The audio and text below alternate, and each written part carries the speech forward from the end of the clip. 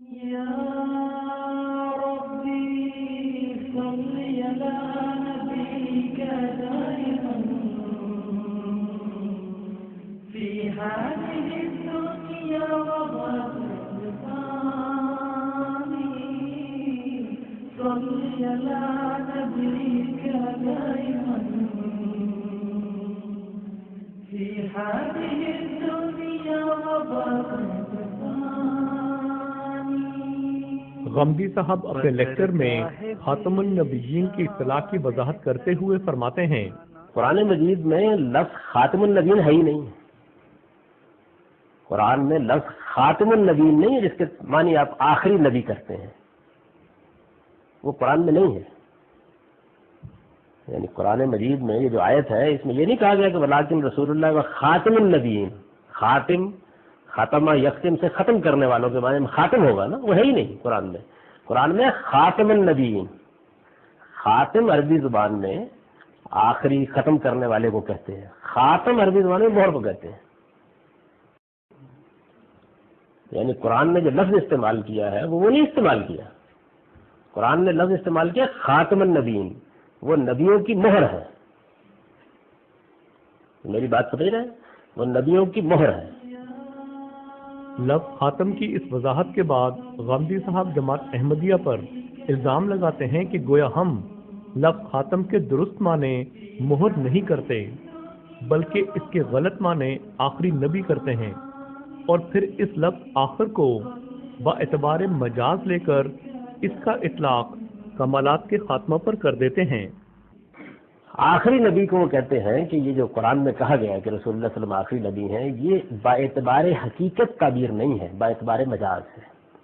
اب با اعتبار مجاز میں وہ کہتے یہ ہیں کہ آخری کا لفظ اصل میں کسی چیز کے اوپر کسی چیز کے کمالات کے خاتمے کے لیے بولا جاتا ہے. جیسے اقبال نے داغ دہلوی کے بارے میں مرثیہ لکھا ہے بانگ درا میں، تو انہوں نے کہا کہ آخری شاعر جہاں آباد کا خاموش ہے. جانا ہی ہوگا، یعنی اس کا مطلب یہ نہیں کہ اس کے بعد شاعر نہیں پیدا ہوگا، بلکہ وہ باکمال شاعر، وہ شاعری جس پر ختم ہو گئی. تو وہ کرتے یہ ہے کہ آخری کا ترجمہ کر دیتے ہیں اور اس کے بعد وہ تقریر شروع ہو جاتی ہے آخری شاعر جہاں آباد کا خاموش ہے. ساری کی ساری وہ نبی نے استعمال کیا، وہ نبیوں کی مہر ہے. غامدی صاحب، یہ تو آپ ہمارے مخالفین کی بات ہمارے منہ میں ڈال رہے ہیں. یہ ہم تو نہیں بلکہ ہمارے مخالفین ہیں کہ جو خاتم النبیین کا ترجمہ آخری نبی کرنے پر بڑا اصرار کرتے ہیں.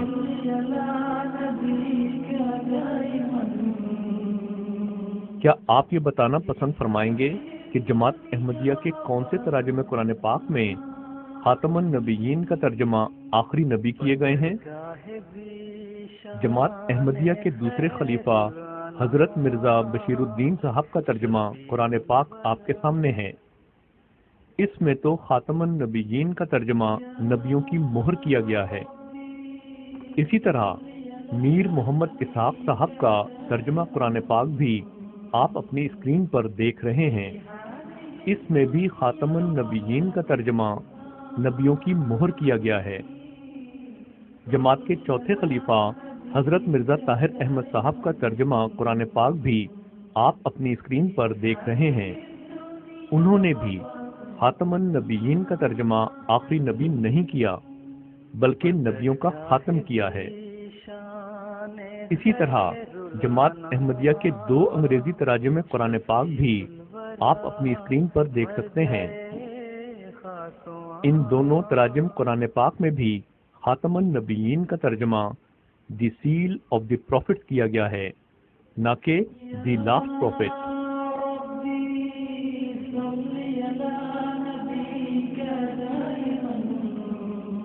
غامدی صاحب، لگتا ہے کہ جماعت احمدیہ کے بارے میں آپ کا تمام تر مبدأ علم احمدیہ مخالف مولویوں کی کتب ہیں، ورنہ آپ ہرگز ایسی خلاف واقعہ اسٹیٹمنٹ نہ دیتے. یعنی نبیوں کی مہر ہے، آخری ہے ہی نہیں.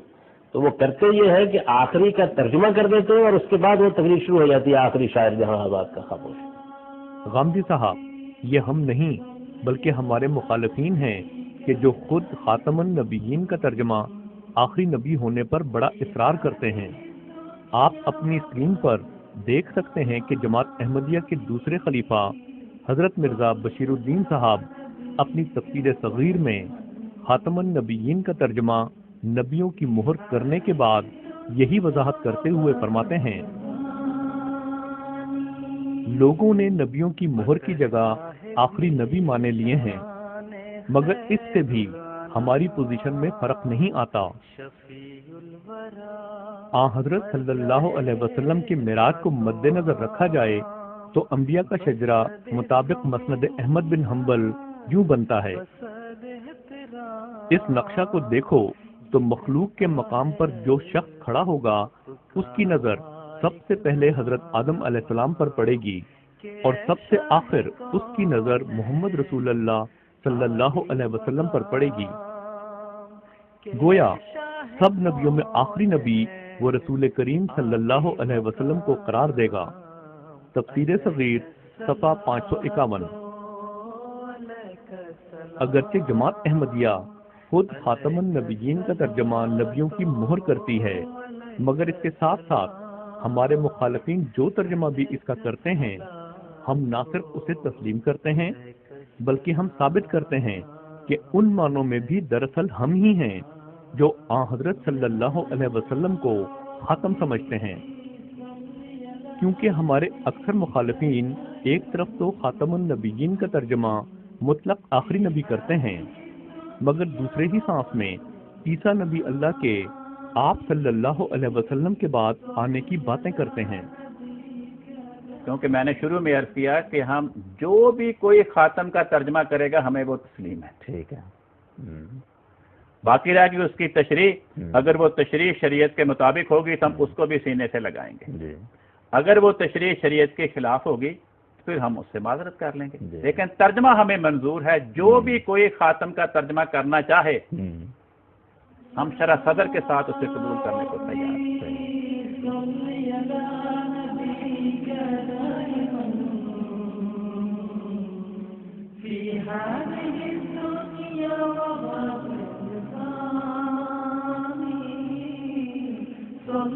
جہاں تک جماعت احمدیہ کا تعلق ہے تو ہم نہ صرف خاتم النبیین کا ترجمہ نبیوں کی مہر کرتے ہیں، بلکہ یہ صرف ہم ہی ہیں کہ جو آپ صلی اللہ علیہ وسلم کو مہر کے تمام ممکنہ معنوں میں نبیوں کی مہر تسلیم کرتے ہیں، نہ کہ محض کسی ایک معنی کی روح سے۔ سوال پیدا ہوتا ہے کہ نبیوں کی مہر سے کیا مراد ہے؟ تو عرض ہے کہ مہر کا اولین مقصد تصدیق کرنا ہوتا ہے۔ حضرت صلی اللہ علیہ وسلم نے 70 سے زائد صحیح احادیث کے ذریعے امت میں آنے والے ایک مسیح، ایک عیسیٰ بن مریم کے آنے کی تصدیق فرمائی۔ صرف یہی نہیں بلکہ آپ صلی اللہ علیہ وسلم نے صحیح مسلم کی ایک حدیث کے مطابق امت میں آنے والے اس عیسیٰ کو 4 مرتبہ نبی اللہ قرار دیا۔ صحیح بخاری میں بھی ہے کہ حضرت صلی اللہ علیہ وسلم نے فرمایا کہ میرے اور عیسیٰ کے بیچ کوئی اور نبی نہیں۔ ابو داؤد میں یہی فرمان نبوی صلی اللہ علیہ وسلم کچھ یوں مذکور ہے، میرے اور عیسیٰ کے بیچ کوئی نبی نہیں اور یقیناً وہ نازل ہونے والے ہیں۔ غامدی صاحب اپنے بعد آنے والے نبی کی پیشگوئی کا تو ہر نبی نے ذکر کیا، مگر حضرت صلی اللہ علیہ وسلم وہ واحد عالمی نبی ہیں کہ جنہوں نے نہ صرف آنے والے کی تصدیق فرمائی بلکہ دنیا میں بھیجے گئے ہر نبی کی تصدیق فرمائی اور تمام انبیاء کی تصدیق کو ایمان کا لازمی جز قرار دیا۔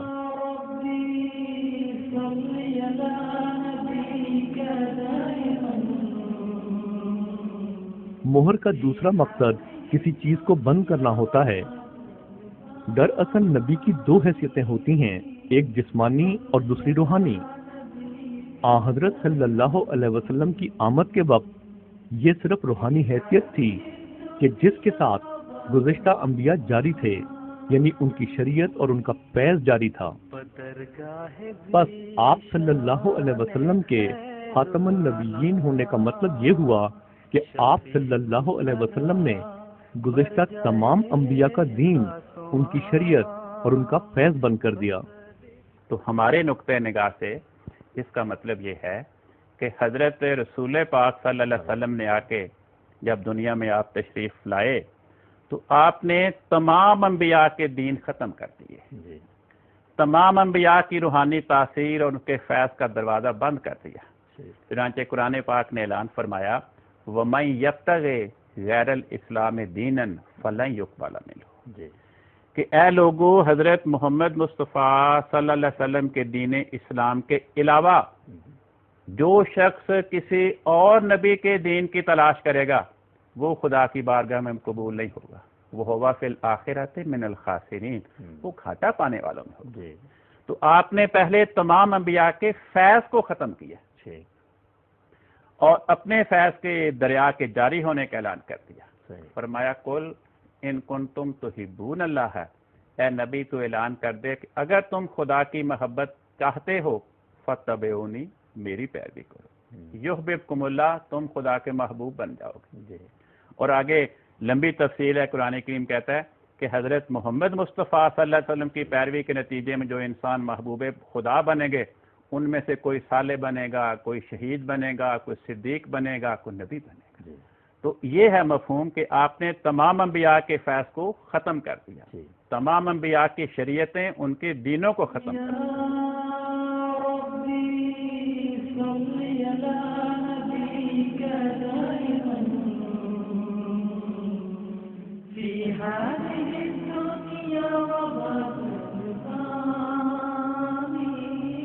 مہر کا تیسرا مقصد یہ بھی ہوتا ہے کہ کسی شے میں وہی نقش پیدا کر دے جو کہ مہر کے نیچے آئے، یعنی مہر جس شے پر لگتی ہے وہاں اپنے نقوش پیدا کر دیتی ہے۔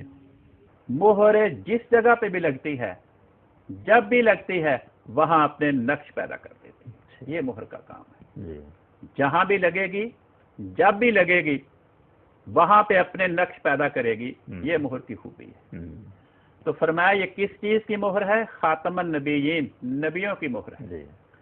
تو خاتم النبیین، نبیوں کی مہر جس انسان پہ بھی لگے گی اس انسان میں کس چیز کے نقش پیدا کرے گی؟ نبیوں کے مہر پیدا کرے گی۔ تو یہ لفظ تو نبیوں کا دروازہ بند نہیں کرتا بلکہ ہمیں بشارت دیتا ہے کہ حضرت محمد مصطفیٰ صلی اللہ علیہ وسلم نبیوں کی مہر ہیں، یعنی جس پر بھی لگیں گے، جب بھی لگیں گے، جہاں بھی لگیں گے، وہاں نبیوں کے نقش پیدا کرے گا۔ یعنی آپ کا وجود نبی گر ہے، آپ نبی تراش ہیں، آپ نبی ساز ہیں۔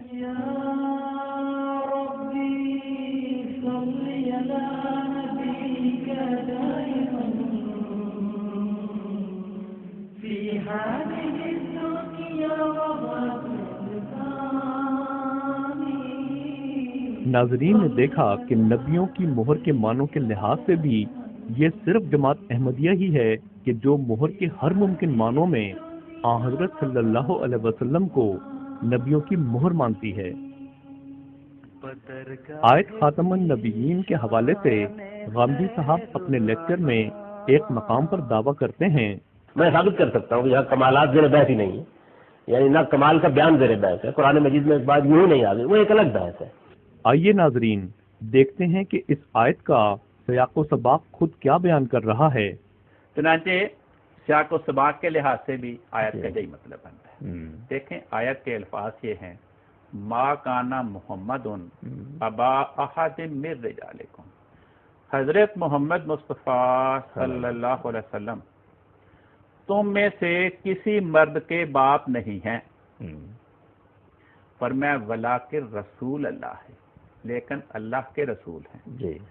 یہ لیکن کا لفظ عربی زبان میں جب استعمال ہوتا ہے تو گرامر والے کہتے ہیں کہ یہ دو ایسے جملوں کے درمیان میں آتا ہے کہ جو اقرار اور انکار کے لحاظ سے ایک دوسرے کے الٹ ہوتے ہیں معنوی اعتبار سے۔ یعنی اگر لیکن سے پہلے کسی چیز کا اقرار ہو تو لیکن کے بعد اس چیز کا کسی اور انداز سے انکار ہوگا، اگر لیکن سے پہلے کسی چیز کا انکار ہو تو لیکن کے بعد اسی چیز کا کسی اور لحاظ سے اقرار ہوگا۔ یہ لفظ لیکن کی استعمال کی حقیقت ہے۔ اب آیت پہ غور کریں. فرمایا حضرت محمد مصطفیٰ صلی اللہ علیہ وسلم کسی مرد کے باپ نہیں ہیں، ولیکن اب یہ لاکن کا لفظ بتائے گا کہ آئندہ آپ کو کسی اور لحاظ سے باپ بیان کیا جائے گا جی. تو وہاں کیا ہے؟ ولیکن رسول اللہ، لیکن آپ اللہ کے رسول ہیں. کہنا تو یہ ہے کہ آپ مردوں کے باپ نہیں لیکن فلاں کے باپ ہیں، لیکن کہا کیا گیا؟ آپ تم میں سے کسی مرد کے باپ نہیں ہیں لیکن اللہ کے رسول ہیں.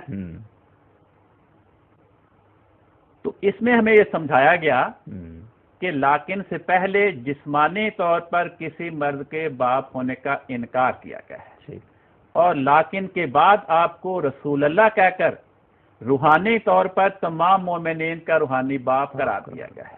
کیونکہ قرآن کریم کی آیت فرمایا ازواجہ امہاتہم، نبی کی بیویاں مومنوں کی مائیں ہیں.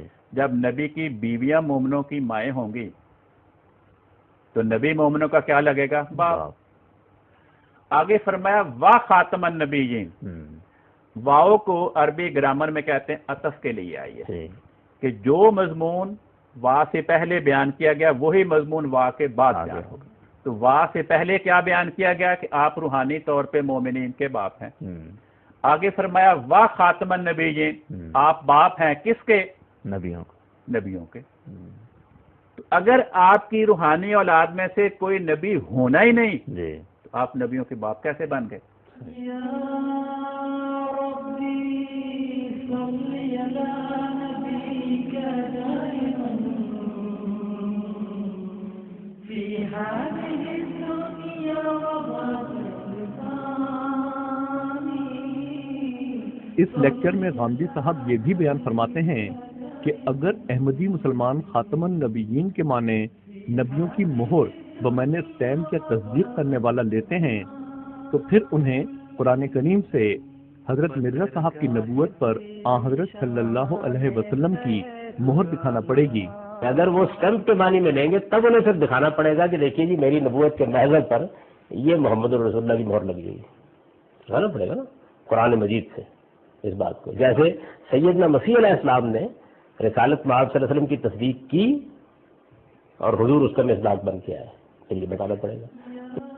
غامدی صاحب یہ درست ہے کہ سیدنا مسیح علیہ السلام نے حضرت صلی اللہ علیہ وسلم کے آنے کی تصدیق فرمائی، اور یہ کہ آپ صلی اللہ علیہ وسلم ان پیشگوئیوں کے مصداق بن کر آئے.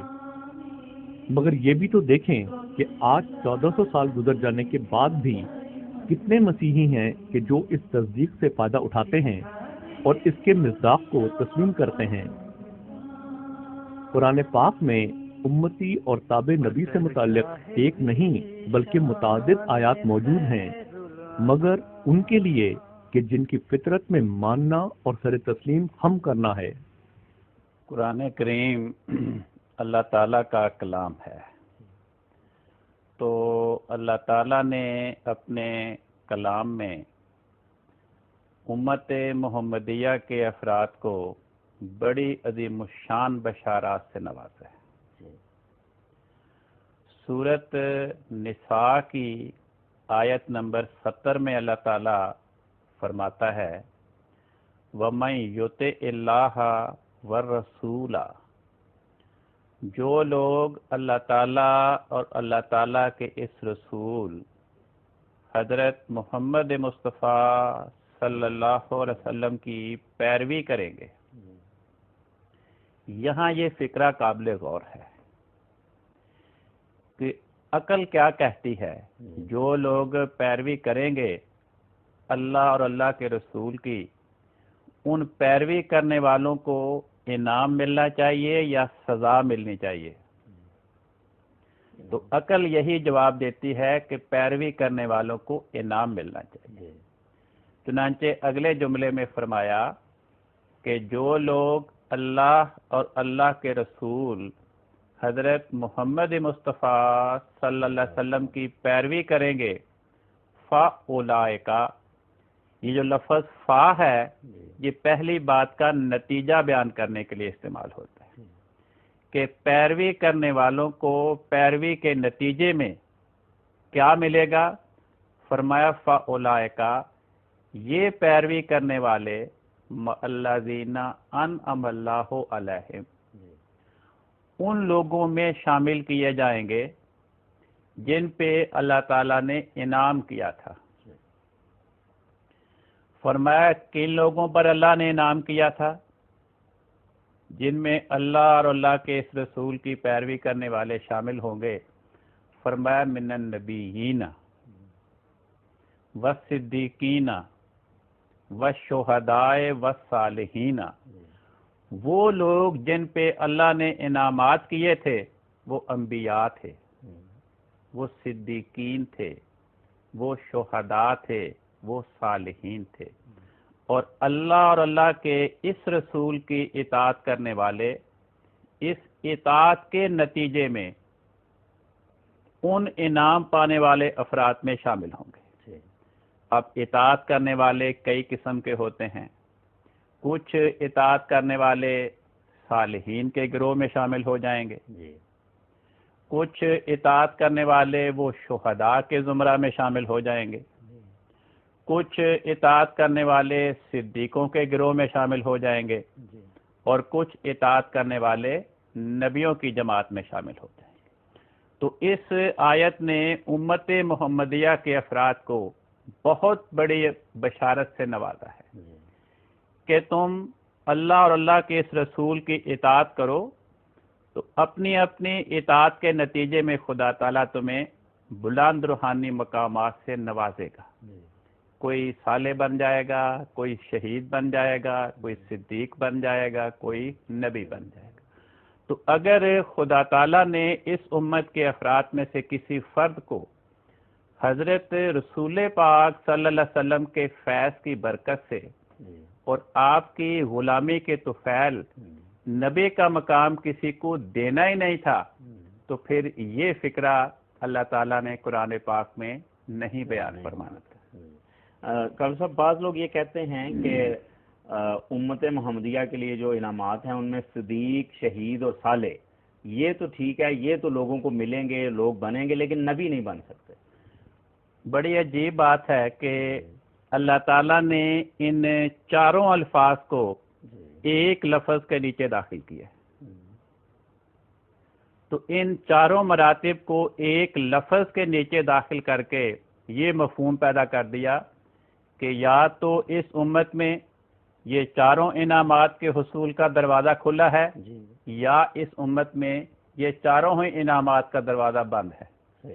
تو اگر یہ مانیں تو یہ بہت بڑے افسوس کی بات بن جاتی ہے کہ وہ امت جس کو خدا تعالیٰ مخاطب کر کے فرماتا ہے کنتم خیر امت، تم تمام انبیاء کی امتوں سے سب سے اعلیٰ امت ہو، کہ پہلی امتوں کے افراد میں سے تو کئی نبی تھے، کئی صدیق تھے، کئی شہید تھے، کئی نیک تھے، مگر یہاں نبی نہیں ہوگا۔ اگر نبی نہیں ہوگا تو وہی نتیجہ اگلے لفظ پہ، پھر یہاں پہ صدیق بھی کوئی نہیں ہوگا، شہید بھی کوئی نہیں ہوگا، نیک بھی کوئی نہیں ہوگا، تو پھر کون ہوں گے؟ کیا نعوذ باللہ سارے برے ہی ہوں گے اس امت میں؟ اگر اس امت میں نیک بھی کوئی نہیں آنا، شہید بھی کوئی نہیں آنا، صدیق بھی کوئی نہیں آنا، نبی بھی کوئی نہیں آنا، تو پھر یہ سب سے اعلیٰ امت کیسے بنتی؟ صحیح، اکٹھا ذکر ہے، اگر ملیں گے تو سارے ملیں گے، نہیں ملیں کوئی بھی نہیں ملے گا، کیونکہ ایک جملہ ہے تو اس جملے کے نتیجے میں یا وہ ادھر ہوگا یا ادھر ہوگا، یا وہ چاروں انعامات کا دروازہ کھلا ہے یا چاروں انعامات کا دروازہ بند، بیچ میں سے ایک کو الگ نہیں، ایک تو الگ کر نہیں سکتے۔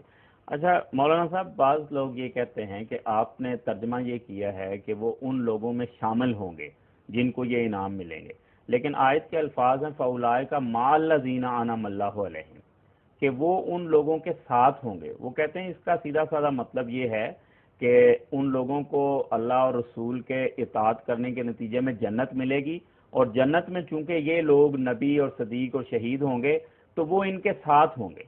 تو یہ ترجمہ کرتے ہیں، اس کے بارے میں آپ فرمائیں۔ پہلی بات تو یہ ہے کہ اس آیت میں جنت کا لفظ ہی موجود نہیں، نہ قیامت کا لفظ موجود ہے، اس لیے بغیر کسی دلیل کے اس آیت کے بارے میں یہ اصرار کرنا کہ یہ ان کو رفاقت جنت میں قیامت کے دن نصیب ہوگی، یہ بات درست نہیں ہے۔ حدیثوں میں تو بلکہ ہر مسلمان کی خواہش ہے کہ میں دنیا میں تو صحابہ کے علاوہ دنیا میں تو تمام مسلمانوں کو رسول پاک صلی اللہ علیہ وسلم کا دیکھنا نصیب نہیں ہوا، آپ کی صحبت ہمیں میسر نہیں آئی، لیکن دنیا میں ہر مسلمان کے دل کی تڑپ ہے کہ کم از کم آخرت میں تو مجھے آپ کی رفاقت نصیب ہو۔ اگر اس آیت میں قیامت کا ذکر ہوتا تو آیت کے الفاظ یہ ہونے تھے کہ میں یطع اللہ والرسول، جو لوگ اللہ تعالیٰ اور اللہ تعالیٰ کے اس رسول کی اطاعت کریں گے، فَأُولَئِكَ مَعَ مُحَمَّدٍ رسول اللہ یوم القیامت، وہ قیامت کے دن محمد رسول اللہ صلی اللہ علیہ وسلم کے ساتھ ہوں گے، مگر وہ فکرہ یہاں پہ ہے ہی نہیں۔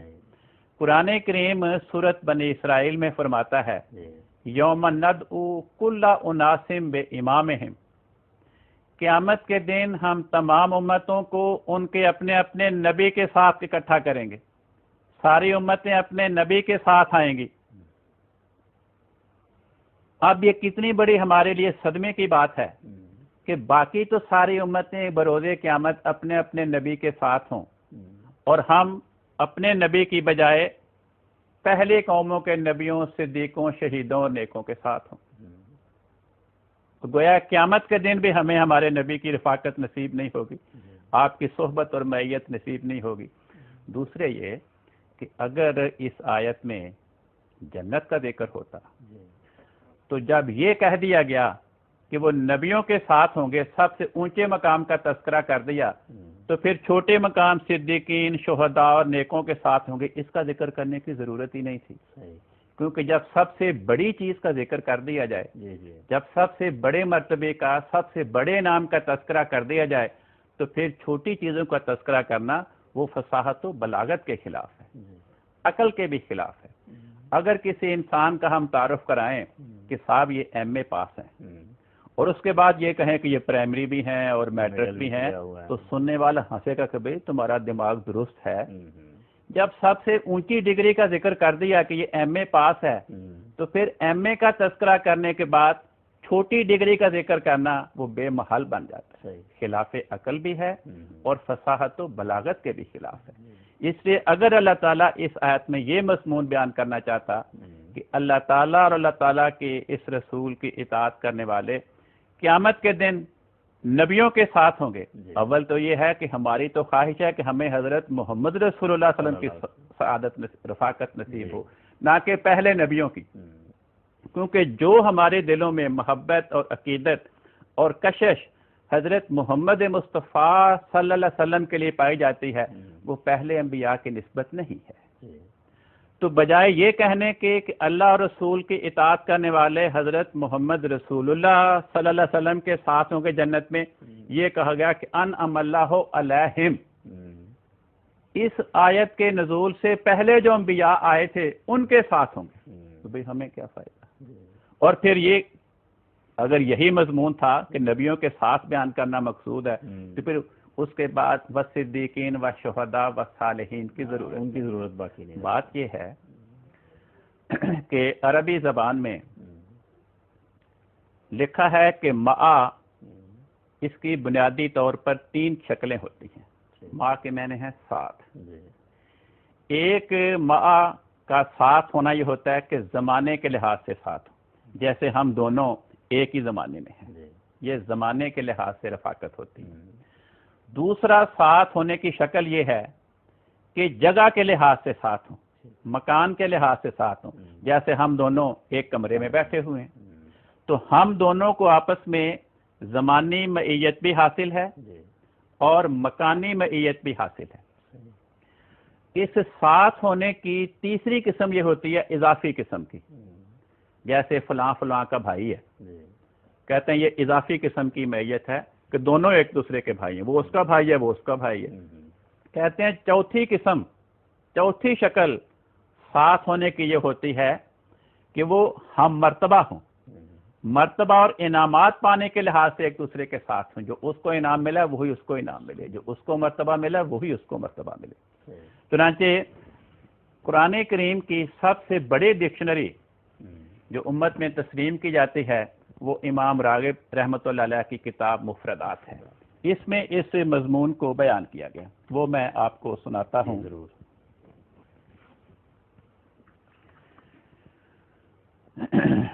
हजरत इमाम रागिब इस्फहानी रहमतुल्लाह अलैह 502 हिजरी में फौत हुए थे, यानी आज से तकरीबन 1000 साल पहले। इनकी किताब है मुफरदात, कुरान करीम की सबसे मुस्तनद तरीन डिक्शनरी। इसमें लफ्ज मा के नीचे लिखा है मा यक्तजिल इज्तिमा, के मा के माने होते हैं साथ होना। कहते हैं इम्मा फिल मकान, या तो जगह के लिहाज से साथ होना मुराद होगा, नहवो हुमा मअन फिद्दारे, जैसे ये कहा जाए कि वो दोनों घर में इकट्ठे हैं। और फिर ज़माने, या ज़माने और वक्त के लिहाज से साथ होना, जैसे कहते हैं वोलेदा मअन, वो दोनों इकट्ठे पैदा हुए। और फिर माना कल मुतज़ाइफ़ैन, कहते हैं या मानवी तौर पर कोई साथ होना, जैसे नहवुल अखे वल अबे, जैसे बेटा, जैसे भाई और बाप। कहते हैं फ़इन्ना अहदहुमा सारा अखल लिल आखरे फी हाले मा सारल आखरो अखाहो, कि दोनों में से हर एक दूसरे का भाई है, जैसे वो उसका भाई है ये उसका भाई है। कहते हैं ये मानवी तौर पर साथ मैयत है, मैयत है। कहते हैं चौथी शक्ल क्या है, व इम्मा फी शरफ़े व रुतबते, के दोनों को बुजुर्गी के लिहाज से व रुतबते, और रुतबा पाने के लिहाज से रफाकत नसीब हो। जो रुतबा उसको मिला वो उसको मिले, जो बुजुर्गी उसको मिली वो उसको मिले, जो दर्जात उसे मिले वो उसे मिले। अब ये आयत कि जो लोग अल्लाह और अल्लाह के इस रसूल की इताअत करेंगे, अब ये लफ्ज़ ही बता रहा है कि यहाँ पर इनाम बयान होना चाहिए उसके नतीजे में, ना कि महज साथ होना। महज साथ होना तो कोई इनाम नहीं, वरना सबसे बड़े नबी हजरत मोहम्मद मुस्तफ़ा सल्लल्लाहु अलैहि वसल्लम के साथ, उनके साथ सबसे बड़ा काफिर अबू जहल भी साथ ही खड़ा होता था, उसी शहर में था, रिश्तेदार था। अबू लहब वहीं होता था, साथ साथ रहता था। मुनाफिकीन भी आपके साथ थे। तो महज साथ होना कोई खूबी की बात नहीं। तो फिर इस आयत में चारों में से कौन सी मईयत मुराद होगी? शर्फ और रुतबे के लिहाज से, कि जो लोग अल्लाह और उसके रसूल की इताअत करेंगे वो इनामात पाने के लिहाज से उन लोगों के साथ होंगे जिन पे अल्लाह ने इनाम किया था।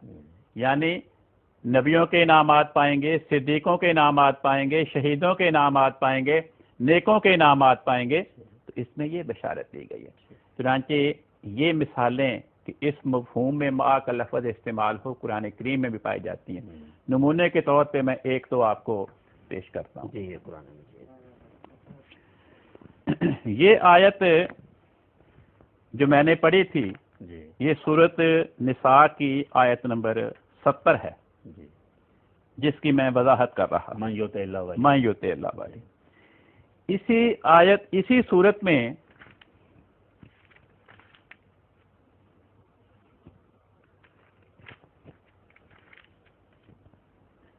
अल्लाह ताला इसी सूरत निसा की आयत नंबर 146 और 47 में ये लफ्ज़ मा इस्तेमाल हुआ है। अल्फाज ये हैं, फरमाया इन्नल मुनाफिकीना फिद्दरकिल अस्फल मिनन नार, मुनाफिकीन दोज़ख के सबसे निचले गड़े में होंगे। वलन तजदा लहुम नसीरा, और तू उनके लिए कोई मददगार नहीं पाएगा। इल्लल्लज़ीना ताबू, फरमाया सिवाय उन मुनाफिकीन के वो दोज़ख के गड़े में नहीं होंगे। कौन मुनाफिकीन? कौन से? इल्लल्लज़ीना ताबू, सिवाय उनके जिन्होंने तौबा की। पहली खूबी ये। व असलहू, और तौबा के बाद अपने कौल और फेल में उन्होंने नेकी पैदा की। व तसमू बिल्लाह, और अल्लाह ताला के साथ मजबूत मोहब्बत और प्यार का रिश्ता कायम किया। وَأَخْلَصُوا دِينَهُمْ لِلَّهِ، اپنا دین، اپنی اطاعت، اپنی ہر چیز اللہ تعالیٰ کے لیے خالص کر لیں۔ فرمایا منافقین میں سے جو لوگ اپنے اندر یہ 4 خوبیاں پیدا کریں گے، فَأُولَئِکَ مَعَ الْمُؤْمِنِينَ، وہ مومنوں کے ساتھ ہیں۔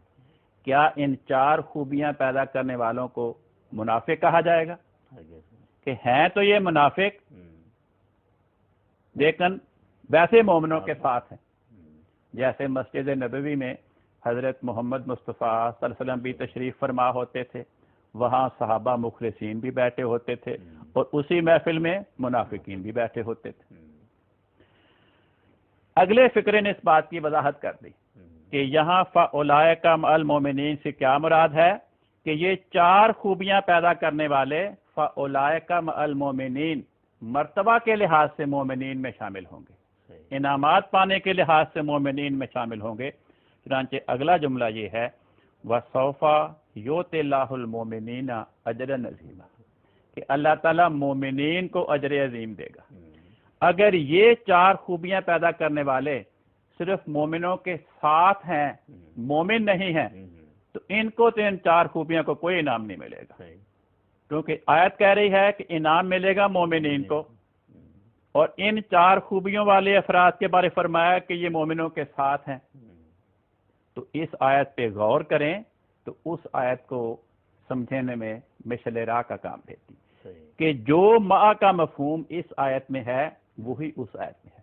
بلکہ ایک اور جگہ میں عرض کروں جہاں پر ابلیس اور آدم اور فرشتوں کے سجدہ کا واقعہ بیان ہوا، ابلیس نے سجدہ نہیں کیا تھا، فرشتوں نے کر دیا۔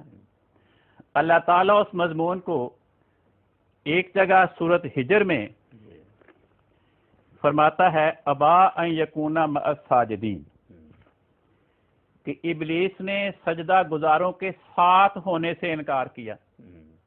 ابا، ابلیس نے انکار کر دیا کس بات سے؟ ان یکون مع الساجدین، کہ سجدہ گزاروں کے ساتھ ہو۔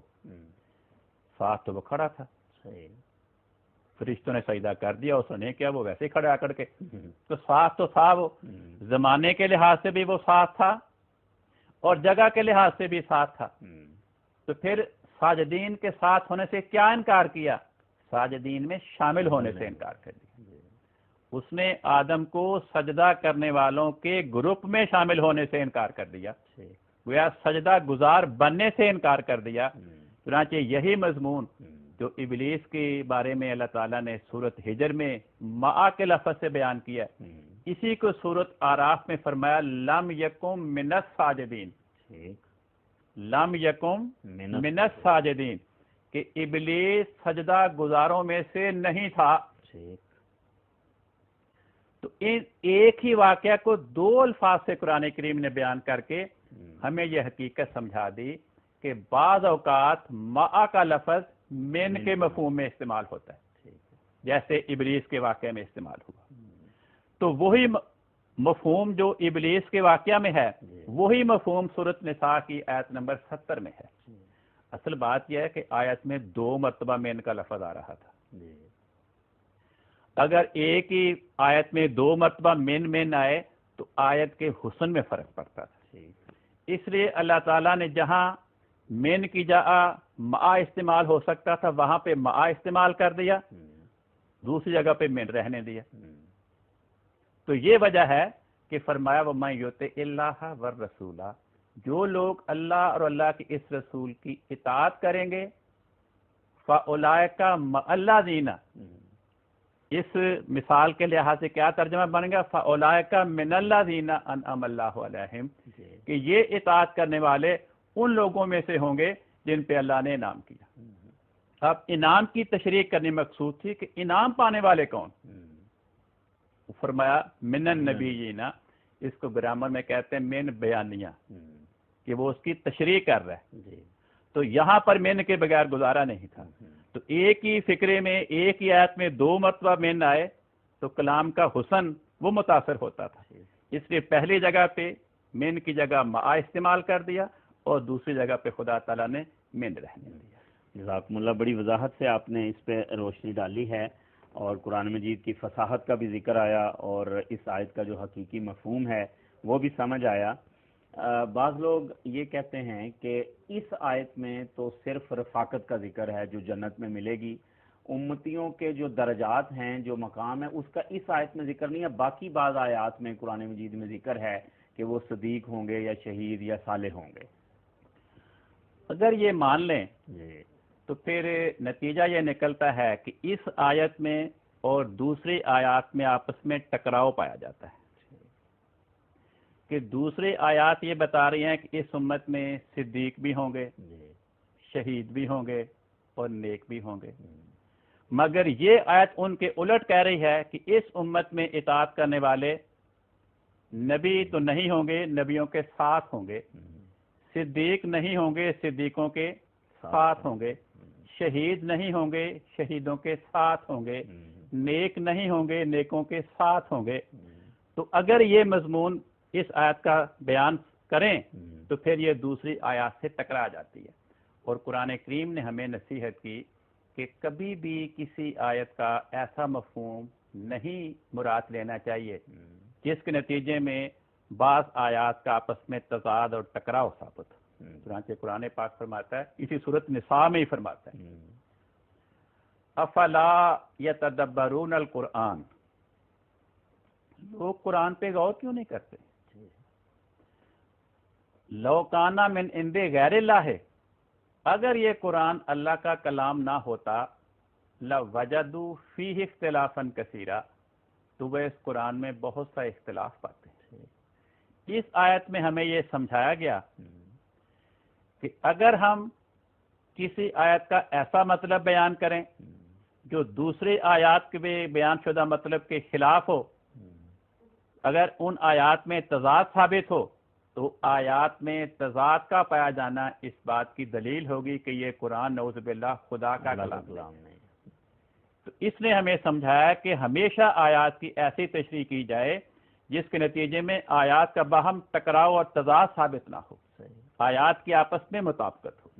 تو وہ اسی طرح ہو سکتی ہے کہ ان آیات میں بھی یہی بیان ہوا کہ اس امت میں صدیق، شہید اور نیک آئیں گے، اس میں بھی یہی بیان ہوا کہ اس امت میں نبی، صدیق، شہید اور نیک ہوں گے۔ کہ اس سلسلے میں قرآن مجید میں اور کون سی آیات ہیں جن میں یہ ذکر ہو کہ محمد مصطفیٰ صلی اللہ علیہ وسلم کی امت میں آپ کے بعد امتی نبی آ سکتا ہے اور اس کا تصور موجود ہے؟ تو کالو صاحب اس حوالے سے آپ بیان فرمائیں۔ قرآن کریم سورت آل عمران کی آیت نمبر 180 میں اس مضمون کو بیان فرماتا ہے۔ اللہ تعالیٰ فرماتا ہے، ما کان اللہ لیذر المؤمنین علی ما انتم علیہ، کہ اللہ تعالیٰ ایسا نہیں ہے کہ وہ مومنین کو اس حال پر چھوڑ دے جس میں تم ہو، حتی یمیز الخبیث من الطیب، یہاں تک کہ مومنین میں سے اچھے اور برے میں وہ امتیاز پیدا کرتے ہیں۔ یہ فکرہ قابل غور ہے کہ اس زمانے کے مومنین کو، اس زمانے کے مسلمانوں کو اس آیت میں اللہ تعالیٰ مخاطب کر رہا ہے جس زمانے کے مومنین ملے جلے ہوں گے، کچھ اچھے ہوں گے، کچھ برے ہوں گے، اور پھر کچھ پتہ نہ چل رہا ہوگا کہ ان میں سے اچھے کون ہیں، برے کون ہیں، ان مسلمانوں میں سے خدا کو کون سے پیارے ہیں اور کون سے پیارے نہیں ہیں۔ یہ فکرہ قابل غور ہے۔ یہ فکرہ بتاتا ہے کہ یہ جو فرمایا کہ علامہ انتم علیہ، جس حال میں تم ہو اس حال پہ اللہ تعالیٰ مومنین کو نہیں چھوڑے گا، یہ بتاتا ہے کہ یہاں پر آئندہ زمانے کے مسلمانوں کو مخاطب کیا جا رہا ہے۔ جی کیونکہ حضرت محمد مصطفیٰ صلی اللہ علیہ وسلم کا زمانہ جس وقت آیت نازل ہوئی اس وقت جو مومنین تھے صحابہ کرام ان کی تو شان میں قرآن پاک اس مضمون سے بھرا پڑا ہے رضی اللہ عنہ کہ اللہ تعالیٰ ان سے راضی ہو گیا. وہ تو نہیں تھے کہ کچھ صحابہ نعوذ باللہ برے تھے اور کچھ صحابہ اچھے تھے. صحابہ کی شان میں تو یہ فرمایا. تو یہاں یہ پتہ چل رہا ہے کہ یہ صحابہ کے بارے میں ذکر نہیں ہو رہا. آئندہ زمانے کے مسلمان جو اچھے برے ملے جلے ہوں اور ایسا گڑبڑ معاشرہ ہو جائے کہ کچھ پتہ نہ چلے کہ کس کو ہم صحیح کہیں کس کو غلط کہیں, ان کا تذکرہ ہو رہا ہے. آگے فرمایا کہ جب ایسا زمانہ آئے گا وَمَا كَانَ اللَّهُ لِيُطْلِعَكُمْ عَلَى الْغَيْبِ, تو اللہ تعالیٰ کی یہ سنت نہیں ہے کہ وہ تم میں سے ہر آدمی کو غیب پر آگاہ کرے کہ فلاں اچھا ہے فلاں برا ہے, فلاں کا عقیدہ درست ہے فلاں کا عقیدہ غلط ہے. فرمایا پھر کیا طریقہ کار خدا تعالیٰ اختیار کرے گا؟ پیش گوئی فرمائی وَلَٰكِنَّ اللَّهَ يَجْتَبِي مِن رُّسُلِهِ مَن يَشَاءُ. جب مسلمانوں کا معاشرہ اچھے برے افراد پہ مشتمل ہوگا, مسلمان اچھے بھی ہوں گے برے بھی ہوں گے, تو پھر خدا تعالیٰ ان میں امتیاز پیدا کرنے کے لیے ان کو نتھار کر جدا جدا کرنے کے لیے جس رسول کو چاہے گا اس کا انتخاب کر لے گا. تو اس آیت میں یہ پیش گوئی کی گئی کہ جب امت محمدیہ کے افراد کا معاشرہ اچھے برے افراد پہ مشتمل ہوگا اور لوگ حیران پریشان ہوں گے کہ ہم کس کو صحیح مانیں کس کو غلط مانیں, تو پھر اللہ تعالیٰ کیا طریقہ کار اختیار فرمائے گا؟ ایک رسول کا انتخاب کرے گا. اس معاشرے میں سے جو لوگ رسول کو قبول کرتے چلے جائیں گے ان کا اچھا ہونا ثابت ہو جائے گا, اور جو برے ہوں گے وہ اس رسول کو قبول کرنے سے محروم رہ جائیں گے. تو اس آیت میں آئندہ امت محمدیہ کے اس زمانے میں جس میں اسلامی معاشرہ اس قسم کے افراد سے مشتمل ہوگا رسول کی بعثت کی پیش گوئی بیان کی گئی ہے. جی جزاکم اللہ. یہ بڑا واضح طور پر اس آیت سے یہی مستنبط ہوتا ہے کہ جب فرقہ بندی ہو جائے گی مختلف خیالات کے لوگ ہوں گے تو اس وقت پھر ان میں فیصلہ کرنے کے لیے کہ کون حق پر ہے خدا تعالیٰ نبی بھیجے گا, نبی منتخب کرے گا, نبی چنے گا, تو اس کے ذریعے پتہ لگے گا کہ کون ہیں جو سچے ہیں اور کون ان کے مخالف ہیں. ایک اور انداز سے بھی اس آیت پہ غور ہو سکتا ہے, وہ یہ کہ دوسرا مفہوم اس آیت کا یہ ہو سکتا ہے کہ اللہ تعالیٰ اس آیت میں ایک دائمی بنیادی اصول بیان فرما رہا ہے کہ جب بھی کسی نبی کی امت کے افراد جن پر مومنین کا لفظ اطلاق پاتا ہو, جب بھی کسی نبی کے ماننے والے آپس میں اچھے برے معاشرے کے افراد بن جاتے ہیں, اور جب بھی کسی نبی کی امت میں اس قسم کا بگاڑ اور زوال آتا ہے تو پھر خدا تعالیٰ کی سنت یہ ہے کہ اس نبی کی امت میں رسول مبعوث کیا کرتا ہے. تو اللہ تعالیٰ نے یہ ایک دائمی اصول بیان فرمایا. اگر تو ہماری امت میں ایسا زمانہ نہیں آئے گا جس میں امت کے افراد کچھ اچھے ہوں کچھ برے ہوں, تو پھر یہ اصول اور خدا کی یہ سنت ہماری امت پہ اطلاق نہیں پائے گی.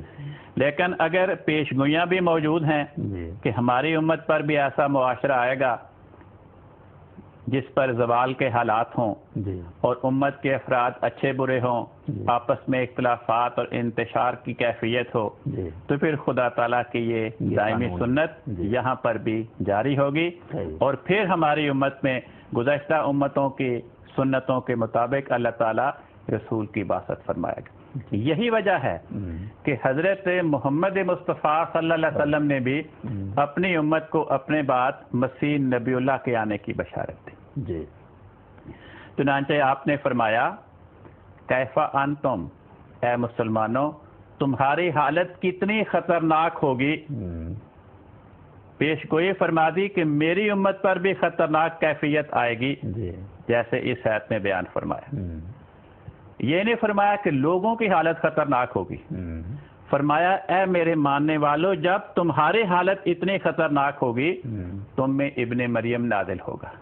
کل بھی میں نے عرض کیا تھا کہ قرآن کریم نے یہ محاورہ ہمارے سامنے پیش فرمایا حضرت رسول پاک صلی اللہ علیہ وسلم کی پیدائش کا مضمون بیان کرنے کے لیے.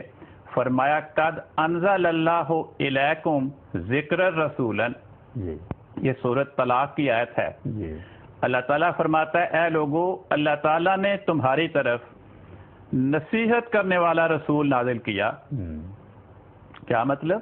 نصیحت کرنے والا رسول پیدا کیا, نصیحت کرنے والا رسول مبعوث کیا. تو حضرت رسول پاک صلی اللہ علیہ وسلم نے آپ کی پیدائش اور آپ کی بعثت کے بارے میں اللہ تعالیٰ نے جو لفظ استعمال فرمایا تھا قرآن پاک میں, وہی لفظ آنے والے مسیح کے بارے میں استعمال فرمایا کہ تمہاری حالت کتنی خطرناک ہوگی جب تم میں مسیح ابن مریم نازل ہوگا, یعنی تم میں مسیح ابن مریم پیدا ہوگا یا مسیح ابن مریم مبعوث ہوگا. تو یہ لفظ نازل ہوگا یعنی پیدا ہوگا یا مبعوث ہوگا کا لفظ بتا رہا ہے کہ اس میں کسی ایسے مسیح کا ذکر نہیں ہو رہا جس کے بارے میں یہ کہا جائے کہ وہ زمین سے آسمان پر گیا اور آسمان سے پھر دوبارہ واپس آئے گا, کیونکہ واپسی کے لیے نزول کا لفظ نہیں ہوتا. جو آسمان پر گیا یا کہیں بھی گیا ہے, جس نے کہیں جا کر وہاں سے واپس آنا ہے, اس کے لیے عربی زبان میں رجوع کا لفظ استعمال ہوتا ہے, یا عود عین واو دال اس کا لفظ استعمال. وہ دونوں لفظ حدیث میں نہیں ہیں, بلکہ اگلا فقرہ یہ ہے فرمایا جب تم میں ابن مریم نازل ہوگا یعنی پیدا ہوگا مبعوث ہوگا فَأَمَّكُمْ وہی ابن مریم تمہاری رہنمائی کرے گا, تمہاری امامت کرے گا. منکم اور وہ تم میں سے ہوگا, کسی اور امت میں سے نہیں ہوگا. یہ صحیح مسلم کی حدیث ہے جس میں یہ ساری تفصیل حضرت رسول پاک صلی اللہ علیہ وسلم نے ہمیں سمجھا دی کہ میں اس امت میں میری امت پہ آنے والے خطرناک ترین زمانے میں جس مسیح نبی اللہ کے آنے کی پیشگوئی کر رہا ہوں وہ اسرائیلی امت کا فرد نہیں ہوگا, وہ آسمان سے واپس نہیں آئے گا, وہ میری امت میں پیدا ہوگا, میری امت میں مبعوث ہوگا اور تم میں سے ہوگا, کسی غیر امت کا فرد نہیں ہوگا. ایک حدیث کی کتاب ہے کنوز الحقائق فی حدیث خیر الخلائق, اس میں بھی جو حدیث بیان ہوئی اس کے الفاظ یہ ہیں کہ حضرت رسول پاک صلی اللہ علیہ وسلم نے فرمایا ابو بکر افضل هذه الامت, ابو بکر اس امت کے افراد میں سے سب سے افضل ترین فرد ہے. الا ان یکون نبی, سوائے اس کے کہ آئندہ امت میں کوئی نبی پیدا ہو. اگر ہماری امت میں کسی نبی نے پیدا ہونا ہی نہیں تھا تو حضرت رسول پاک صلی اللہ علیہ وسلم الا ان یکون نبی کے الفاظ استعمال نہ فرماتے. پھر حدیث کے الفاظ صرف اتنے ہی ہوتے کہ ابو بکر افضل هذه الامت, کہ ابو بکر اس امت کا افضل ترین فرد ہے. حضرت امام سیوطی رحمت اللہ علیہ نے ایک حدیث کا مجموعہ مرتب کیا, اس کا نام ہے الجامع الصغیر. اس میں بھی انہوں نے اسی مضمون سے ملتی جلتی اسی مضمون کی حدیث درج کی ہے, الفاظ اس سے ملتے جلتے ہیں, مضمون یہی ہے. اس کے الفاظ ہیں ابو بکر خیر الناس الا ان یکون نبی, کہ ابو بکر سب لوگوں میں سے بہترین انسان ہے سوائے اس کے کہ آئندہ کوئی نبی پیدا ہو. تو حضرت رسول پاک صلی اللہ علیہ وسلم نے بھی ہمیں نبی کے پیدا ہونے کی بشارت دی. کیونکہ جو لوگ یہ کہتے ہیں کہ جی مسیح نبی اللہ کے آنے کی بشارت دی اور وہ تو پہلی امت کا فرد ہے جو آپ کی آمد سے 600 سال پہلے پیدا ہو چکا, آسمان پہ زندہ بیٹھا, وہ آئے گا, اس خیال کی حضرت رسول پاک صلی اللہ علیہ وسلم نے تردید فرما دی. چنانچہ میں پہلے بھی عرض کر چکا ہوں کہ حدیث کی کتابوں میں سے سب سے اول نمبر کی حدیث کی کتاب جو تمام کتابوں میں مستند ترین سمجھی جاتی ہے، جس کے بارے میں محدثین کہتے ہیں یہ اصح الکتب بعد کتاب اللہ ہے، کہ اللہ تعالیٰ کی کتاب کے بعد یہ تمام کتابوں میں سے صحیح ترین کتاب ہے۔ اس میں 2 مضمونوں پہ مشتمل حدیثیں حضرت امام بخاری رحمۃ اللہ علیہ نے درج فرمائی۔ 5-6 مقامات پر یہ حدیث ہے کہ حضرت رسول پاک صلی اللہ علیہ وسلم فرماتے ہیں میں نے ابراہیم، موسیٰ اور عیسیٰ کو دیکھا۔ جہاں پر بھی حضرت عیسیٰ کے لفظ کے ساتھ ابراہیم اور موسیٰ یعنی گزشتہ انبیاء کا ذکر فرمایا، ہر حدیث میں صحیح بخاری میں موسیٰ اور ابراہیم کے ساتھ دیکھے جانے والے عیسیٰ کا رنگ سرخ بیان فرمایا، جو شامی نسل کا رنگ ہے کیونکہ وہ شامی تھے۔ 5-6 مقامات پہ امام بخاری نے صحیح بخاری میں یہ حدیث لکھی ہے کہ میری امت میں دجال میں نے دیکھا خانہ کعبہ کا طواف کر رہا ہوگا، اور اس کے پیچھے پیچھے مسیح دیکھا وہ بھی خانہ کعبہ کا طواف کر رہا ہے۔ تو 5-6 مقامات پر جہاں پر بھی دجال اور مسیح کا اکٹھا ذکر فرمایا، یعنی جس امت میں آنے والے مسیح کا ذکر فرمایا، اس کا ہر مقام پہ صحیح بخاری کی حدیث میں گندمی رنگ بیان کیا جائے۔ تو حضرت رسول پاک صلی اللہ علیہ وسلم نے گزشتہ آنے والے مسیح کا رنگ سرخ بیان کر کے اور اپنی امت میں دجال کے مقابلے کے لیے آنے والے مسیح کا رنگ گندمی بیان کر کے ہمیں سمجھا دیا کہ جو میری امت میں مسیح آئے گا میرے دین کی خدمت کے لیے، وہ سرخ رنگ کی قوم کا فرد نہیں ہوگا، خواہ اس کو کوئی زندہ مانے یا فوت شدہ مانے، یہ علیحدہ بات ہے، الگ مسئلہ۔ لیکن یہ آپ نے ہمیں سمجھا دیا کہ وہ سرخ رنگ کی قوم میں جو مسیح آیا تھا جس کا رنگ سرخ تھا، سرخ رنگ کی قوم کا فرد ہونے کی بنا پر وہ میری امت میں نہیں آئے گا۔ میری امت میں کون سا مسیح آئے گا؟ جس کا رنگ گندمی ہوگا۔ تو یہ فرق بیان کر کے آپ نے ہمیں سمجھا دیا کہ میری امت میں آنے والا مسیح پیدا ہوگا، نہ کہ اسرائیلی امت کا فرد یہاں پہ میرے دین کی خدمت کے لیے آئے گا۔ ٹھیک ہے، بڑی واضح بات ہو گئی ہے۔ تو محترم مولانا صاحب، اس کے علاوہ قرآن کریم میں اور بھی کئی آیات ہوں گی، تو کوئی میں چاہتا ہوں کہ ناظرین کے استفادہ کے لیے کوئی اور آیت بھی آپ بیان فرمائیں جس میں امت محمدیہ میں نبی کے آنے کا ذکر موجود ہو۔ حضرت مسیح موعود علیہ السلام نے فرمایا ہے صاف دل کو کثرت اعجاز کی حاجت نہیں، ایک نشان کافی ہے کر دل میں ہو خوف کردگار۔ ایک خوف خدا رکھنے والے انسان کو مسئلہ سمجھنے کے لیے تو اللہ کے کلام میں سے اگر ایک ہی فکرہ مل جائے، سمجھ آ جائے تو وہ کافی ہے، لیکن مزید پتہ نہیں کس کو کون سی آیت کس کے دل میں اتر جائے۔ میں ایک اور آیت عرض کرتا ہوں، یہ میرے سامنے سورت حج ہے، سورت حج کا آخری رکوع ہے۔ اس میں اللہ تعالیٰ فرماتا ہے اپنی صفات بیان کر رہا ہے کہ میری کیا صفات ہیں، میں کیا کیا کرتا ہوں، وہ کس کے بالمقابل؟ دوسرے شریکوں کے بالمقابل موازنہ فرماتا ہے کہ میرے علاوہ جن کو تم میری خدائی میں شریک قرار دیتے ہو ان کے اندر یہ خامیاں ہیں، ان کے بالمقابل میرے اندر یہ خوبیاں ہیں۔ چنانچہ آخری رکوع میں اللہ تعالیٰ فرماتا ہے یا ایھا الناس ضرب مثل، اے لوگو ایک اہم مثال بیان کی جا رہی ہے، فاستمعوا لہ، اس مثال کو غور سے توجہ سے سنو۔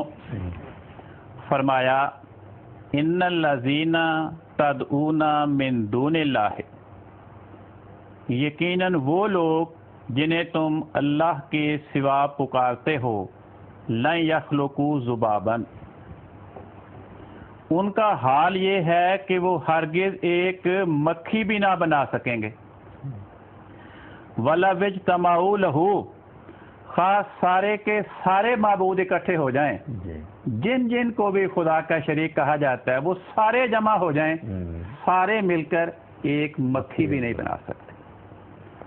آگے بڑی عجیب بات بیان فرمائی، فرمایا وَإِن يَسْلُبْهُمُ الذُّبَابُ شَيْئًا،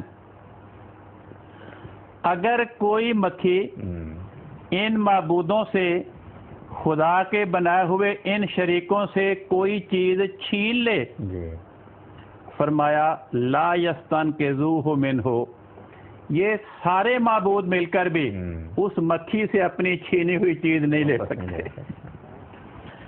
چنانچہ فرمایا ضعف الطالب والمطلوب، ان معبودوں سے فیض طلب کرنے والا کتنا کمزور اور بے بس ہے، والمطلوب، اور یہ معبود اور یہ شریک جن سے مشرکین فیض طلب کرتے ہیں وہ بھی بڑے کمزور ہیں۔ فرمایا ما قدر اللہ حق قدرہ، یہ جو اللہ کے شریک تسلیم کرتے ہیں انہوں نے اللہ کا صحیح قدر نہیں کیا، یہ ان کی خامیاں بیان کی۔ اس کے بالمقابل اللہ تعالیٰ اپنی خوبیاں بیان کرتا ہے، جنہیں تم خدا کا شریک بناتے ہو، خدا تسلیم کرتے ہو، ان کا تو یہ حال ہے، میں کیا ہوں؟ فرمایا ان اللہ لقوی عزیز، اللہ تعالیٰ طاقتور بھی ہے اور کامل غلبے والا بھی ہے۔ اگر اللہ تعالیٰ طاقتور اور غلبے والا ہے تو جو طاقتور اور غلبے والے اللہ سے مانگے گا اس کو کوئی پریشانی نہیں، جو طاقتور اور کامل غلبے والے اللہ کے ساتھ دوستی اور تعلق باندھے گا اسے بھی پھر کوئی پریشانی نہیں۔ فارسی میں کہتے ہیں یار غالب شو کہ تا غالب شوی، طاقتور کے دوست بن جاؤ تاکہ تم غالب آؤ دوسرے پہ۔ وہی مضمون جو اس فارسی کے مصرے میں بیان ہوا وہ معلوم ہوتا ہے اسی آیت سے کسی نے استنباط کیا۔ تیسری خوبی کیا بیان کی؟ فرمایا یہ سورۃ حج کی آیت نمبر 76 ہے، اللہ یستفی من الملائکۃ رسلا، اللہ تعالیٰ فرشتوں میں سے رسول چن لیتا ہے۔ اس آیت میں استمرار پایا جاتا ہے، اس کو گرامر کی اصطلاح میں کہتے ہیں استمرار تجددی، کہ فعل مضارع کے صیغے میں بسا اوقات ماضی کا زمانہ بھی شامل ہوتا ہے، حال کا زمانہ بھی شامل ہوتا ہے اور مستقبل کا زمانہ بھی شامل ہوتا ہے، یعنی یہ ایسا کام ہے جو ماضی میں شروع ہوا، حال میں بھی ہو رہا ہے اور مستقبل میں بھی ہوتا چلا جائے گا۔ چنانچہ اللہ تعالیٰ اپنی صفت یہ بیان فرماتا ہے کہ دیکھو تمہارے معبودوں کی کمزوریاں ایک طرف، اس کے بالمقابل میری صفات یہ ہیں کہ میں پہلے بھی، اب بھی اور آئندہ بھی فرشتوں کو مختلف کاموں کے لیے چنتا رہا ہوں، چن رہا ہوں اور چنتا رہوں گا۔ آگے فرمایا صرف فرشتوں میں سے نہیں، وَمِنَ النَّاسِ، انسانوں میں سے بھی تمہیں اپنا پیغام پہنچانے کے لیے میں رسول چنتا رہا ہوں، زمانہ ماضی میں، آئندہ بھی چنتا رہوں گا۔ فرمایا ان اللہ سمیع بصیر، میری ایک خوبی یہ ہے ان اللہ سمیع بصیر، میں تمہاری باتیں تمہاری دعائیں سننے والا ہوں، بصیر تمہارے حالات کو دیکھنے والا ہوں، تمہارے حالات کو دیکھنے کے نتیجے میں میں فیصلہ کرتا ہوں کہ مجھے رسول بھیجنا ہے یا نہیں بھیجنا، کب بھیجنا ہے، کہاں بھیجنا ہے، کس کو بھیجنا ہے۔ آگے پھر فرمایا یعلم ما بین ایدیہم وما خلفہم، وہ لوگوں کے جو سامنے ہے اور جو ان کے پیچھے ہے اسے بھی جانتا ہے۔ یہاں بھی استمرار تجددی ہے کہ تمہارے سامنے جو ہے، جو تمہارے پیچھے ہے، میں اس کو پہلے بھی جانتا تھا، اب بھی جانتا ہوں اور آئندہ بھی جانتا رہوں گا۔ وَإِلَى اللَّهِ تُرْجَعُ الْأُمُورُ، اور تمام معاملات کا انجام اللہ تعالیٰ کی طرف ہی لوٹایا جاتا ہے۔ تو اللہ تعالیٰ جھوٹے معبودوں اور خدائی کے شریک قرار دیے جانے والے دوسرے شریکوں کی کمزوریاں بیان کر کے ان کے بالمقابل اپنی صفات میں سے ایک صفت یہ بیان فرماتا ہے کہ میں فرشتوں میں سے مختلف امور کی انجام دہی کے لیے اپنے رسول چنتا رہا ہوں اور آئندہ بھی چنتا رہوں گا. اور اسی جملے پہ اگلا لفظ بیان فرمایا وَمِنَ النَّاسِ، اور انسانوں میں سے بھی میں اپنے رسول چنتا رہا ہوں اور چنتا رہوں گا. تو اس میں مستقبل کا صیغہ بیان کر کے استمرار تجددی کے رنگ میں اس مضمون کو بیان کر دیا گیا کہ جو کام میں شروع سے کرتا چلا آ رہا ہوں یہ آئندہ بھی کرتا رہوں گا. صحیح ہے. اچھا مولانا صاحب، بعض لوگ یہ کہتے ہیں کہ یہاں یہ اگرچہ مضارع کا صیغہ ہے جو حال اور استقبال کے معنی دیتا ہے، لیکن بعض اوقات مضارع کا صیغہ ہوتا ہے لیکن اس سے پہلے کانا لگ جائے یا کانا محذوف ہو تو وہ پھر ماضی استمراری کا معنی دیتا ہے کہ خدا پہلے تو ایسے کیا کرتا تھا، آئندہ کا اس میں ذکر نہیں ہوتا.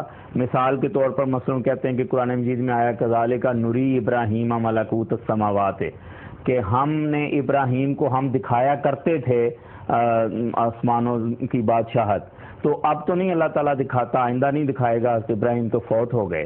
اس بارے میں آپ بیان فرمائیں. بات یہ ہے کہ سب سے پہلے اس آیت کے الفاظ پہ غور فرمائیں. یہ نہیں فرمایا کہ اللہ کانا یستفی. ٹھیک ہے. جب اللہ تعالیٰ نے اس آیت میں یستفی فعل مضارع سے پہلے کانا کا لفظ نہیں رکھا، جس کی وجہ سے اس کو ماضی استمراری کے مفہوم میں کہا جائے کہ یہ پہلے ہوتا تھا آئندہ نہیں ہوگا، تو ہمیں کیا حق پہنچتا ہے؟ رہ گئی یہ بات کہ یہ کہا جاتا ہے کہ یہاں پر فعل مضارع سے پہلے ماضی استمراری کی جو علامت لفظ کانا ہوتا ہے وہ محذوف ہے. بھی محذوف ہر جگہ نہیں ہوتا. محذوف ہونے کے لیے وہاں پہ کوئی نہ کوئی دلیل موجود ہوتی ہے. ٹھیک ہے. بغیر دلیل کے اگر ہر جگہ کوئی لفظ محذوف ماننا شروع کر دیں تو اتنا اندھیر مچے گا. مثلا ہم کلمہ پڑھتے ہیں لا الہ الا اللہ، اگر کوئی پادری کہہ دے کہ یہاں پر محذوف ہے اور جملہ یوں ہے لا الہ الا ابن اللہ، ابن اللہ کے سوا کوئی معبود نہیں، تو ہم کیا کہیں گے اسے؟ وہ کہے گا جی محذوف کا قاعدہ ہے. بھئی محذوف وہاں ہوتا ہے جہاں محذوف وہاں پہ مانے بغیر فکرے کا مفہوم کوئی نہ بن رہا ہو. وہ جو آیت آپ نے سنائی کہ اس آیت کے بارے میں لوگ کہتے ہیں، واقعی اس آیت میں کذالک نری فعل مضارع سے پہلے انا یعنی کانا کا جمع متکلم کا صیغہ وہاں پہ محذوف ہے. کیوں محذوف ہے؟ اس لیے کہ حضرت ابراہیم علیہ السلام فوت ہو گئے ہیں. ان کی وفات اس بات کی دلیل بن گئی کہ کذالک نری ابراہیم کی آیت میں زمانہ مستقبل شامل نہیں ہے. تو اس آیت میں کیا دلیل ہے؟ سوائے اس کے یہ کہیں کہ ہماری مرضی ہے، اور تو کوئی نہیں. دوسرا دیکھیں، اگر تو قرآن کریم کہتا، کیونکہ آیت میں اللہ تعالیٰ نے ترکیب الفاظ کی ایسی رکھی ہے کہ کوئی جو بھی پبلک کو دھوکہ دینے کی کوشش کرے اس کا دھوکہ کامیاب نہیں ہو سکتا. اللہ تعالیٰ نے یہ نہیں فرمایا کہ اللہ یستفی من الناس رسولا، کہ اللہ تعالیٰ انسانوں میں سے رسول چنے گا. آیت کا پہلا حصہ یہ ہے اللہ یستفی من الملائکۃ رسولا، تو جو بھی تشریح اس جملے کی کرنی ہے وہی تشریح ومن الناس کے الفاظ کی ہوگی، کیونکہ اللہ یستفی من الملائکۃ رسولا اور من الناس کے درمیان واو عطف کی ہے. عربی زبان میں کہتے ہیں کہ جب واو عاطفہ آتی ہے تو جو مفہوم پہلے جملے کا ہوتا ہے وہی بعد والے کا ہوتا ہے. اگر اس آیت میں یستفی سے پہلے کانا محذوف مانے یعنی ماضی استمراری ہو تو ماضی استمراری کا مطلب یہ ہوتا ہے کہ ایسا کام جو پہلے ہوتا تھا اب نہیں ہو رہا، آئندہ بھی نہیں ہوگا.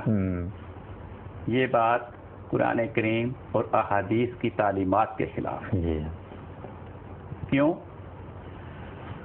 حدیث شریف میں لکھا ہے کہ جب فجر کا وقت ہوتا ہے 2 فرشتے آسمان سے آتے ہیں ہر انسان کے پاس اس کے اعمال کی نگرانی کے لیے. ان کو کون بھیجتا ہے؟ اللہ تعالیٰ. اور وہ عصر کی نماز تک اس کے ساتھ رہتے ہیں.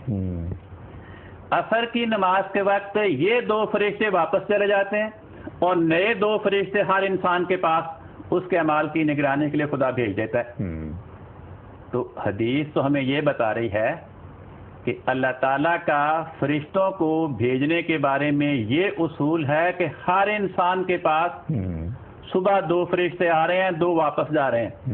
ہر انسان کے پاس عصر کے وقت 2 فرشتے آ رہے ہیں اور صبح والے واپس جا رہے ہیں. اور قیامت تک یہ واقع ہوتے چلے جانے. یہ تو نہیں فرمایا کہ جو پہلے لوگ تھے ان کے اعمال کی نگرانی کے لیے تو فرشتے آیا کرتے تھے، آئندہ نہیں آئیں گے میری امت میں، بلکہ قرآن کریم نے بھی اس مضمون کو بیان فرمایا. قرآن کریم سورۃ یونس میں اسی مضمون کو بیان کرتے فرماتا ہے اِنَّ رُسُلَنَا یکتبون ما تمکرون.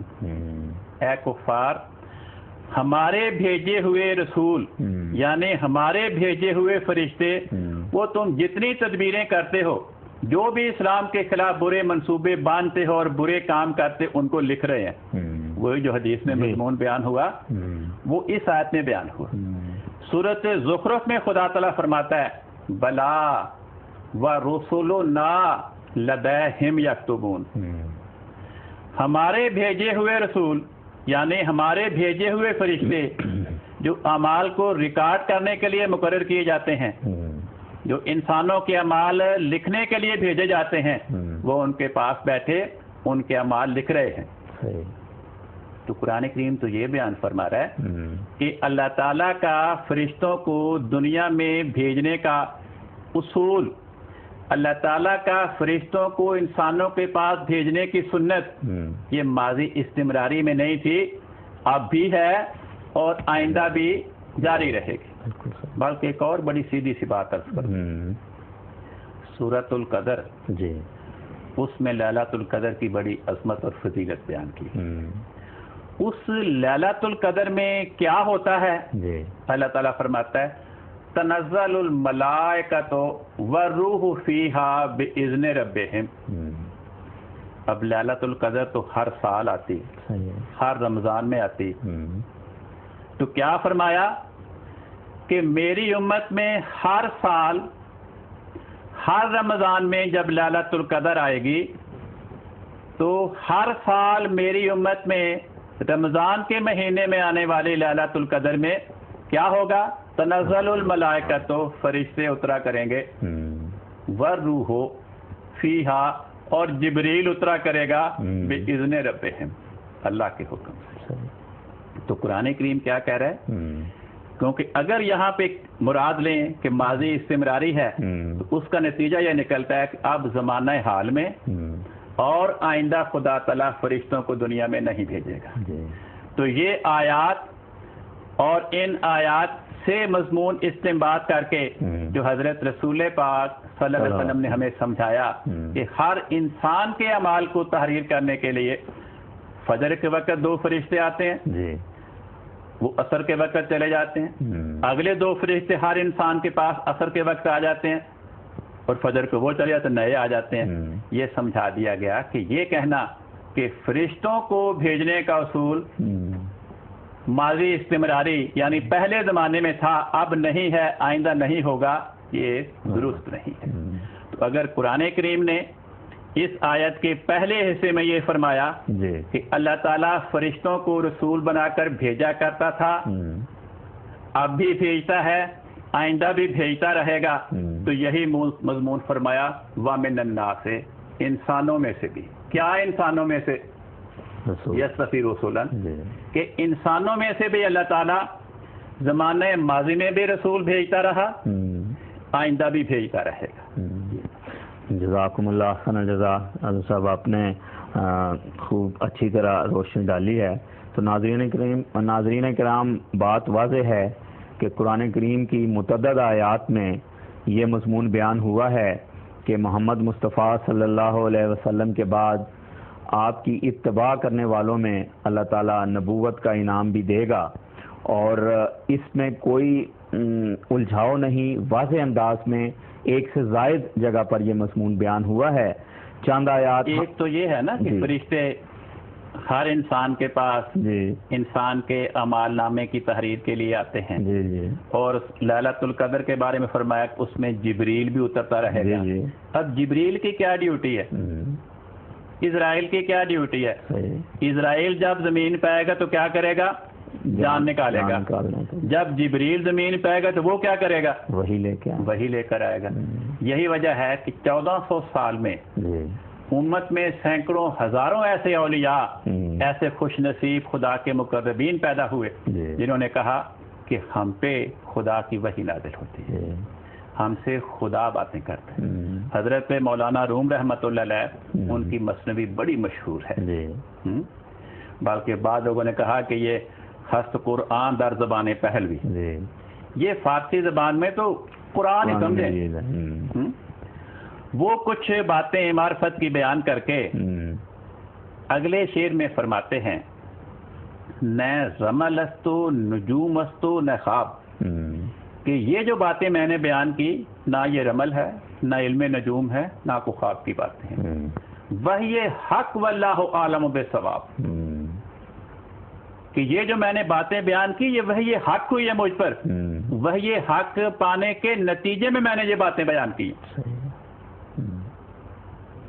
حضرت مجدد الفسانی رحمۃ اللہ علیہ، ان کے ہاں بچے کی ولادت ہونے والی تھی، ان کو خدا تعالیٰ نے وحی کی، انا نبشرک بغلام اسمہ یحییٰ، ہم تجھے ایک بیٹے کی بشارت، اس کا نام یحییٰ، انہوں نے پھر اس کے بعد اپنے پیدا ہونے والے بیٹے کا نام محمد یحییٰ رکھا۔ قرآن کریم کی یہ آیت انہیں الہام ہوئی۔ حضرت سید عبد القادر جیلانی رحمۃ اللہ علیہ، امت میں بہت بڑے ولی اللہ گزرے ہیں، ان کی کتاب ہے فتوح الغیب، اس میں وہ ایک جگہ پہ لکھتے ہیں کہ اے انسان، اگر تو خدا تعالیٰ کی محبت اور اس کے پیار کی راہوں میں ترقی کرتا چلا جائے تو ایک ایسا مقام آئے گا تجھ پر، فحینئذ تکون وارث کل رسول و نبی و صدیق، تو ہر رسول، ہر نبی، ہر صدیق کا وارث بن جائے گا۔ ایک جگہ فرماتے ہیں اگر تو خدا تعالیٰ، اسی کتاب فتوح الغیب میں، اگر تو خدا تعالیٰ کی محبت و پیار کے میدان میں ترقی کرتا چلا جائے تو خاطبو بِأَنَّكَ الْيَوْمَ لَدَيْنَا مَكِينٌ أَمِينٌ، تو تجھے اللہ تعالیٰ خطاب کرے گا کہ تو ہمارے بارگاہ میں بڑا مقرر ہے۔ تو امت میں سینکڑوں ہزاروں ایسے اولیاء۔ حضرت خواجہ معین الدین اجمیری رحمۃ اللہ علیہ، وہ اپنے بارے فرماتے ہیں، دم بدم روح القدس اندر معین میدمد، روح القدس جبریل دم بدم معین الدین کے اندر پھونک مار رہا ہے۔ کیا مطلب؟ پھونک ایسی پھونک مار رہا ہے۔ جبریل کی پھونک کا کیا مطلب ہوتا ہے؟ خدا کی وحی کا نازل ہوتا ہے۔ بعض لوگ کہہ دیتے ہیں کہ جی ہم ان بزرگوں کی بزرگی کے تو قائل ہیں، لیکن ہم یہ نہیں مانتے کہ ان پہ وحی ہوتی تھی۔ ارے بھائی، اگر بزرگی کے قائل ہو تو کیا وہ جھوٹ بول رہے ہیں؟ اگر وہ کہتے ہیں کہ ہم پہ خدا کی وحی آتی ہے اور ہم کہیں کہ ان پہ نہیں آتی تھی، گویا ہم یہ کہہ رہے ہیں کہ وہ جھوٹ بول رہے تھے۔ اگر ہم نے ان کو جھوٹا کہہ دیا تو پھر بزرگ کیا ہوئے؟ اگر وہ بزرگ ہیں اور ساتھ وہ یہ کہتے ہیں کہ ہم پہ خدا کی وحی آتی ہے تو پھر وہ جھوٹ نہیں بول رہے۔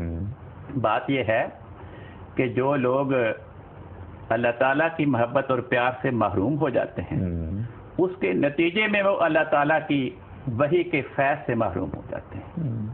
اب جو ان کے دل کا تکبر ہوتا ہے وہ آڑے آتا ہے اس بات کو ماننے میں۔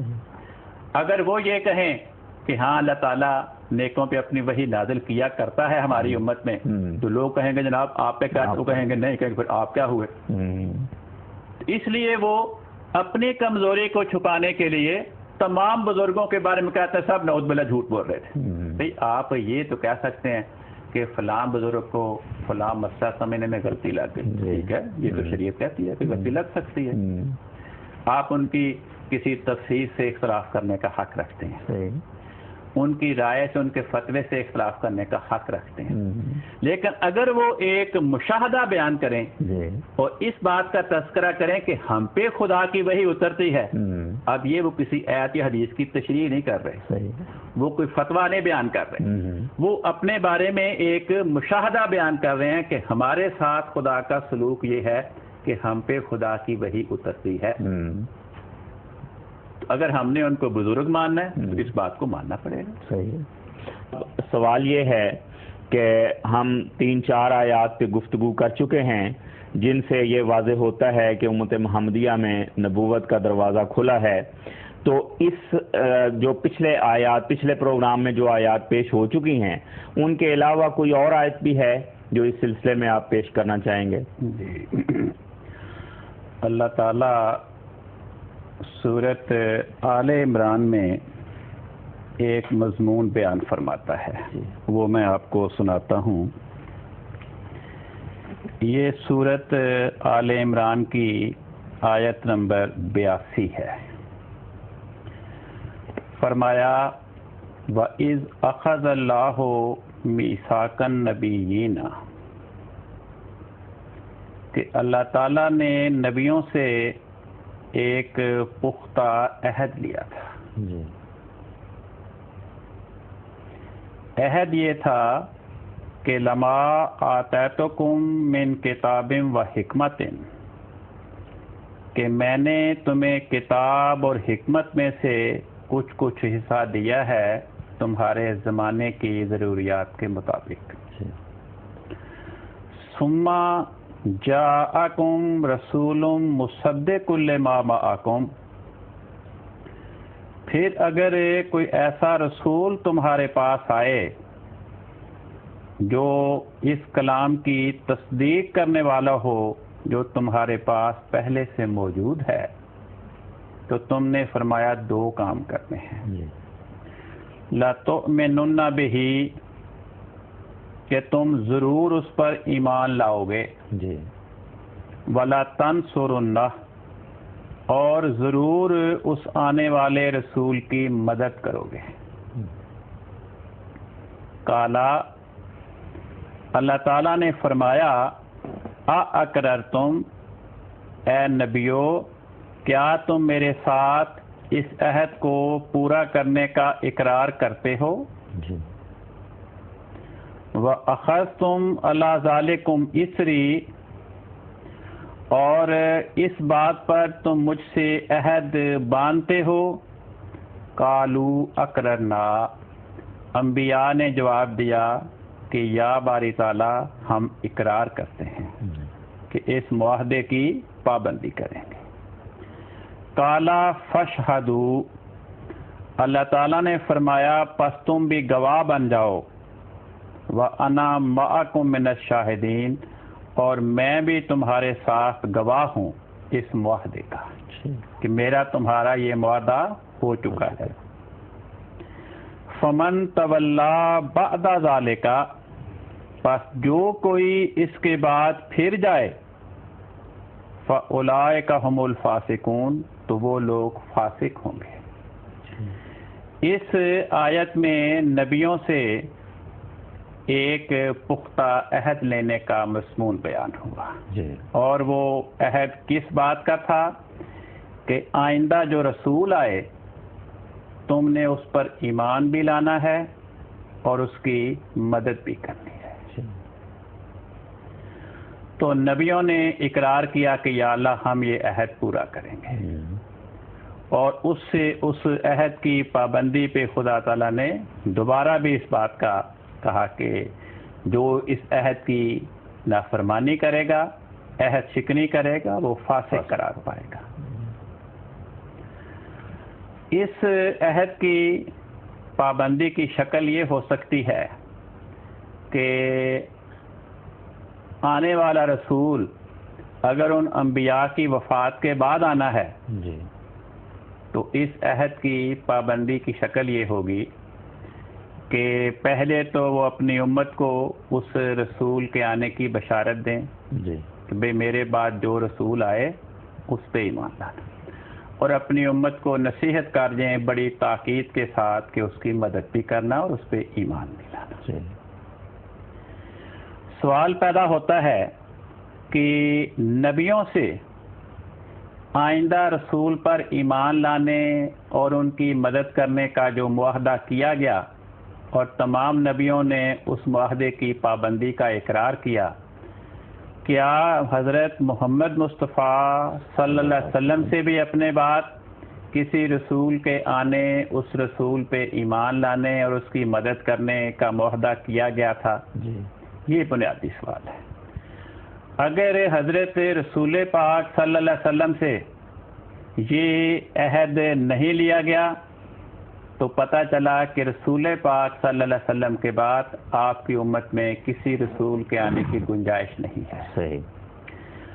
اگر رسول پاک صلی اللہ علیہ وسلم سے بھی خدا تعالیٰ نے نبیوں والا یہ معاہدہ کیا ہے جی اور آپ نے اس عہد کی پابندی کا اقرار کیا ہے تو پھر پتہ چلا کہ آپ کے بعد آپ کی امت میں رسول آئے آ گا۔ سکتا ہے۔ یہ بنیادی سوال ہے۔ جی جب ہم اس سوال کی تلاش کرتے ہیں تو سورۃ احزاب جی جو 22ویں پارے میں ہے، اس کے پہلے رکوع میں جو آیت نمبر 8 ہے جی اس میں اس بات کا تذکرہ پایا جاتا ہے۔ اللہ تعالیٰ فرماتا ہے وَإِذْ أَخَذْنَا مِنَ النَّبِيِّينَ مِيثَاقَهُمْ، یاد کرو جب ہم نے نبیوں سے ان کا عہد لیا تھا۔ ٹھیک ہے۔ وہ کیا عہد تھا اس کی تفصیل سورۃ آل عمران میں بیان کر دی گئی۔ یہاں پر اس کی طرف اشارہ کیا کہ یاد کرو جب ہم نے نبیوں سے نبیوں والا عہد لیا تھا، وَمِن کا، اور اے محمد مصطفیٰ صلی اللہ علیہ وسلم تجھ سے بھی وہ عہد لیا گیا تھا۔ یہ تو مجموعی ذکر فرمایا نا، جی جی آگے خصوصیت کے ساتھ بعض نبیوں کے نام بھی لیے جی کہ ہم نے ان سے بھی یہ عہد لیا تھا۔ فرمایا وَمِن نُوحٍ وَإِبْرَاهِيمَ وَمُوسَىٰ وَعِيسَىٰ ابْنِ مَرْيَمَ، اور ہم نے نوح سے بھی یہ عہد لیا، ابراہیم سے بھی، موسیٰ سے بھی اور عیسیٰ ابن مریم سے بھی، کہ اپنے بعد آنے والے رسول پہ ایمان لانے اور اس کی مدد کرنے کا عہد باندھو اور اپنی امت کو اس بات کی تلقین کرتے رہو۔ فرمایا وَأَخَذْنَا مِنْهُمْ مِيثَاقًا غَلِيظًا، ہم نے نبیوں سے یہ بڑا پختہ عہد لیا تھا۔ لِيَسْأَلَ الصَّادِقِينَ عَنْ صِدْقِهِمْ، تاکہ اللہ تعالیٰ ان سچوں سے ان کے سچ کے بارے میں پوچھے۔ تو یہاں سچوں سے مراد انبیاء ہیں، کیونکہ انبیاء سے بڑھ کر کوئی سچا نہیں ہو سکتا، انبیاء سے بڑھ کر اپنے عہد کی پابندی کرنے والا کوئی نہیں ہو سکتا۔ فرمایا وَأَعَدَّ لِلْكَافِرِينَ عَذَابًا أَلِيمًا، اور ان نبیوں کے اس عہد باندھنے کے مطابق ان کی زبان سے اپنے بعد آنے والے رسول کی بشارت سن کر اس پر ایمان لانے، اس کی مدد کرنے کی تاکیدی نصیحت سن کر بھی جو لوگ ان نبیوں کا انکار کریں ان کے لیے خدا تعالیٰ نے دردناک عذاب تیار کیا ہے۔ تو یہ لفظ کہ رسول پاک صلی اللہ علیہ وسلم سے بھی نبیوں والا خدا نے عہد لیا تھا، یہ بتا رہا ہے کہ آپ کی امت میں بھی آپ کے بعد رسول کا آنا پایا جائے گا، کیونکہ اگر آپ کی امت میں آپ کے بعد آئندہ کسی رسول نے آنا ہی نہیں تو پھر آپ سے یہ عہد لینے کی ضرورت نہیں تھی۔ چنانچہ یہ نبیوں کا میثاق قرآن کریم میں صرف 2 مرتبہ یہ لفظ آیا ہے۔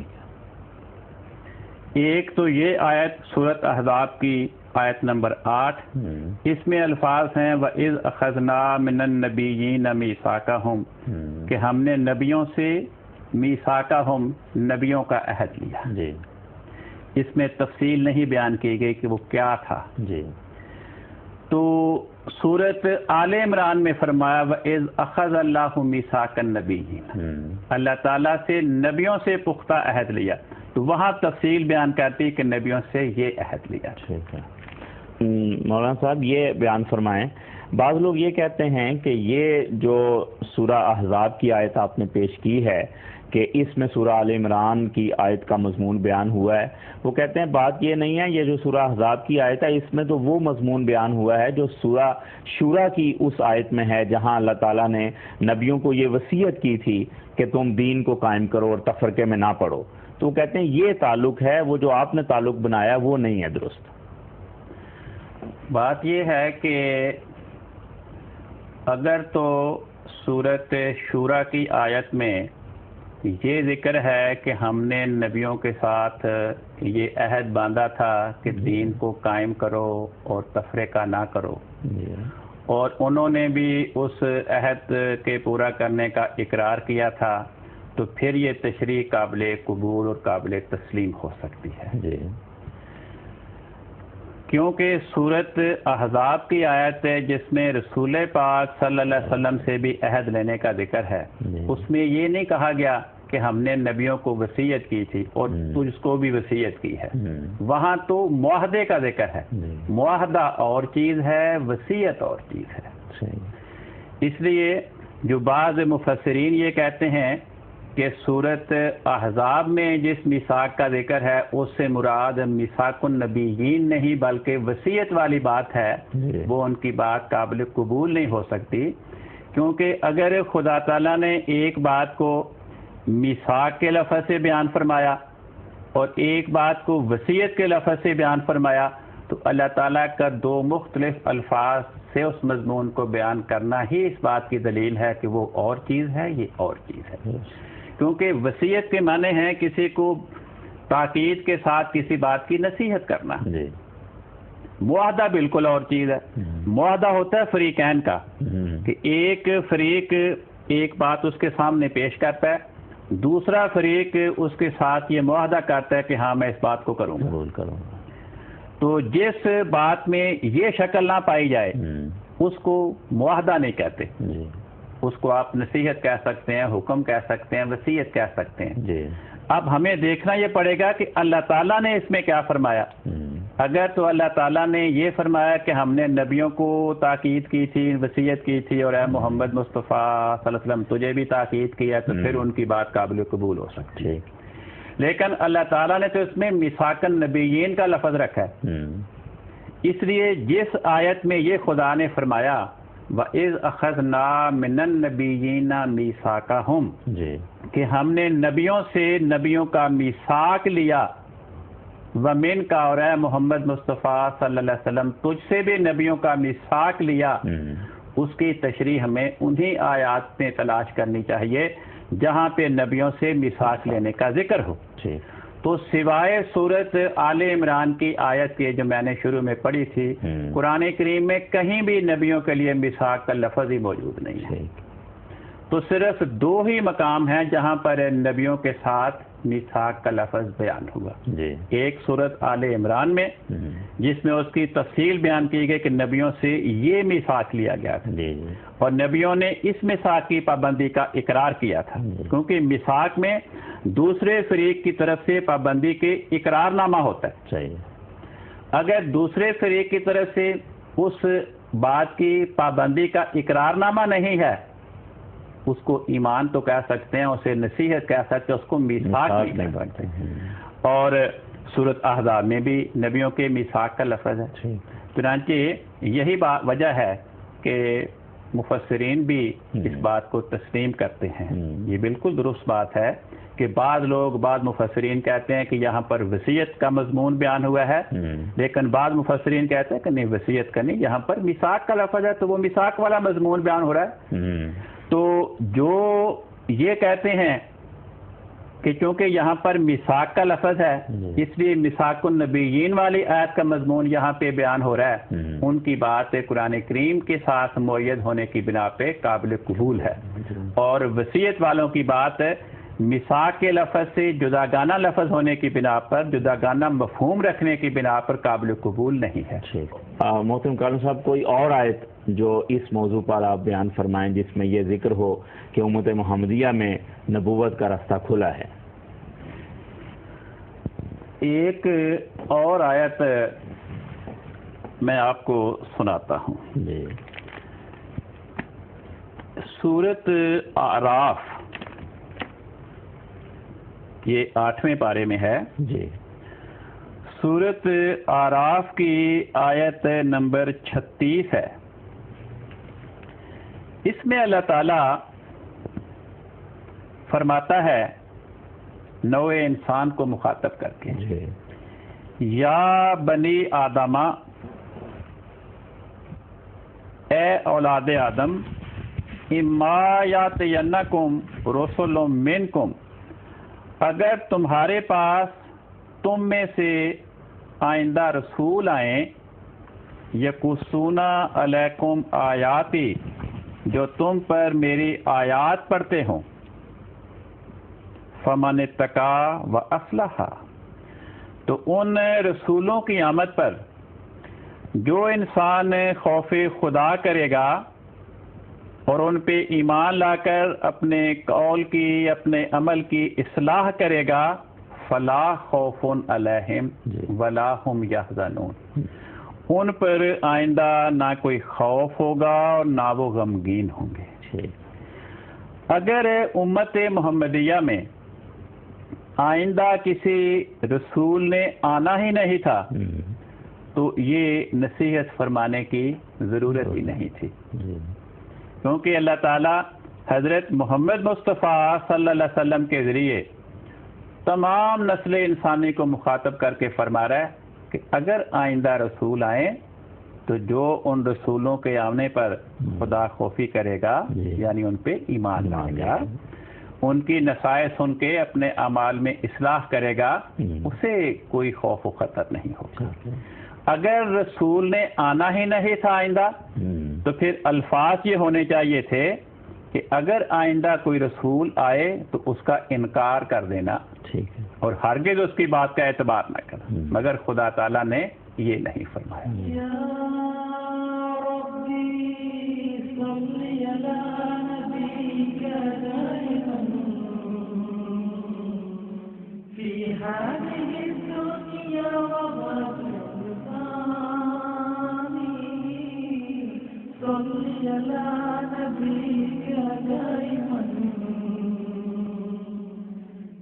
هذه الدنيا وباطل